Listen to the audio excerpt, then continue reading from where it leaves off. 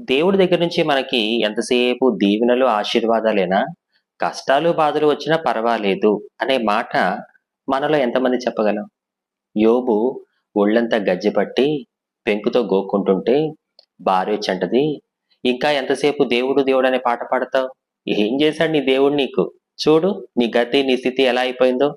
ఇప్పటికైనా నీ దేవుడిని తిట్టి చచ్చిపోవచ్చుగా" అంటే యోబంటాడు, "ఒసేయ్ పిచ్చిదానా! జీవము గల దేవుణ్ణి ఆరాధిస్తున్న మనకి ఎంతసేపు ఆయన దగ్గర నుంచి దీవెనలు, ఆశీర్వాదాలేనా? కష్టాలు, బాధలు వచ్చినా పర్వాలేదు. No problem." ఇక్కడ యోబుకి దేవుడి పట్ల ఉన్న భక్తిని చూసినప్పుడు ఐఎమ్ గెట్టింగ్ గూస్ బంప్స్. మీరు ఒక విషయం బాగా అర్థం చేసుకోండి. దేవుని విషయంలో నీతిగా, యథార్థంగా బ్రతికే వారికి శ్రమలు రావు. దేవునికి వ్యతిరేకంగా జీవించిన వారికి మాత్రమే శ్రమలు వస్తాయి అనే ఆలోచన సరైంది కాదు.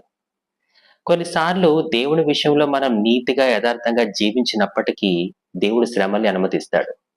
ఎందుకు అనుమతిస్తాడో తెలియకపోయినా కారణం లేకుండా దేవుడు దేన్ని అనుమతించడు.